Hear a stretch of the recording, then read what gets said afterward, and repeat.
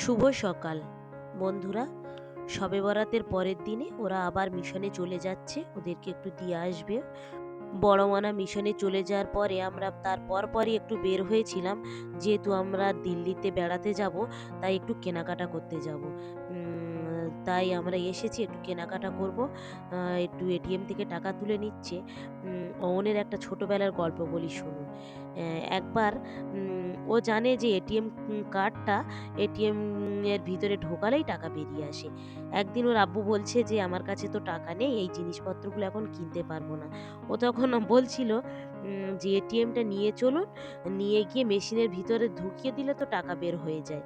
ও মনে করছে ওই মেশিনের ভিতরে শুধু খালি কার্ডটা ঢোকালেই টাকা বের হয়ে আসে।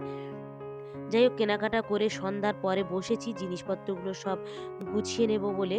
কারণ ভোরের বেলা আমরা বেরোবো, আমাদের ট্রেন হচ্ছে গিয়ে সকাল ৮টায়। তাই আমরা ভোরের দিকে বের হব, তা না হলে হাওড়া থেকে আমরা ট্রেনটা ধরতে পারবো না। তাই অনেক কিছু জিনিসপত্র কেনাকাটা হয়েছিল, সেইগুলো আস্তে আস্তে করে সবগুলোকে আমি গুছিয়ে নেব।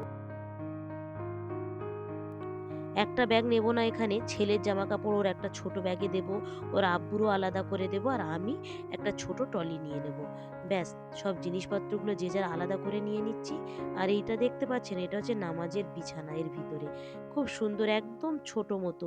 এখানে ওখানে যেতে গেলে নামাজ পড়ার জন্য এরকম একটা নামাজের বিছানা থাকলে কোনো অসুবিধা হবে না, যে কোনো জায়গায় বিছিয়ে আপনি নামাজ পড়ে নিতে পারবেন।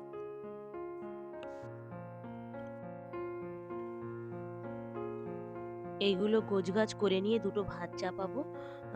আর ট্রেনে কি কি খাবো না খাবো সেইগুলো আপাও খানিকটা ওখানে তৈরি করছি, আর আমি এখান থেকে শুধু ভাতটা রান্না করে নেব। বাকি রুটি, আলু ভাজা, মাংস, আলুর তরকারি, এগুলো সব আপা ওই বাড়িতে তৈরি করছে। আমরা সকাল সকাল শিয়ালদায় এসে পৌঁছে গিয়েছি। এই যে ট্রেন থেকে আমরা নেমেছি, এবারে একটু হাত মুখ ধুয়ে নেব, নিয়ে আমরা এখান থেকে মেট্রো করে চলে যাব হাওড়া স্টেশনে। ব্যাস, এখান থেকে আমরা মেট্রো ধরবো, ধরে চলে যাব হাওড়া স্টেশন। এখানে আর আমরা শুধু একা নেই, প্রায় ৫১ জন মিলে আমরা সবাই একসঙ্গে যাচ্ছি দিল্লিতে ঘুরতে। তাই এই শিয়ালদা থেকে কিছু কিছু মানুষ এক জায়গায় হয়েছি, আর বাকি মানুষগুলোর সঙ্গে দেখা হবে হাওড়া স্টেশন থেকে।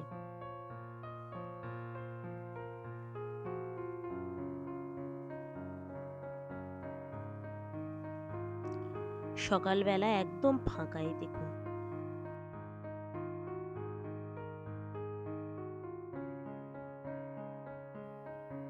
এখান থেকে টিকিট কেটে নেওয়া হবে, নিয়ে আমরা মেট্রো ধরে নেব।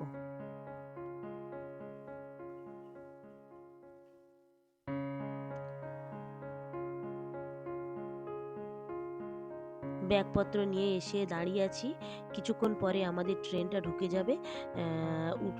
আসলেই আমরা হচ্ছে কি চলে যাব হাওড়ায়।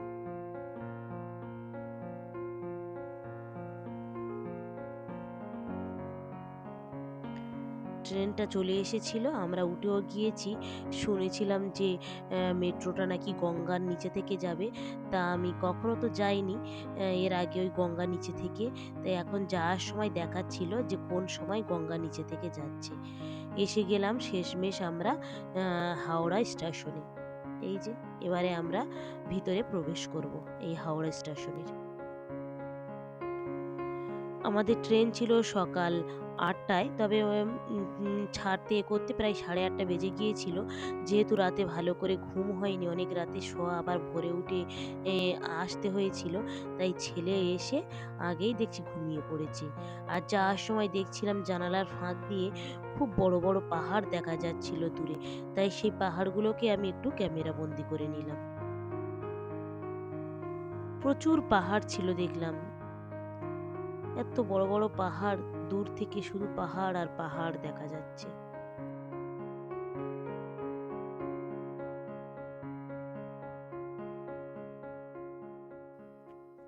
দেখুন, খুব বড় পাহাড়।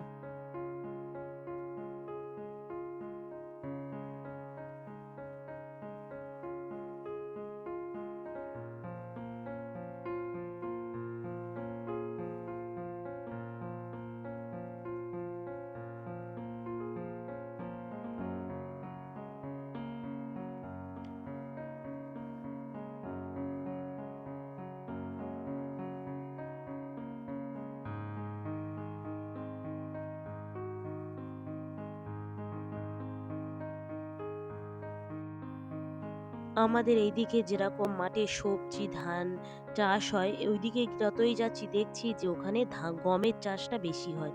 এইসব মাঠকে মাঠ শুধু খালি দেখছি গমের চাষ করে রেখেছে। খুব সুন্দরও লাগছিল।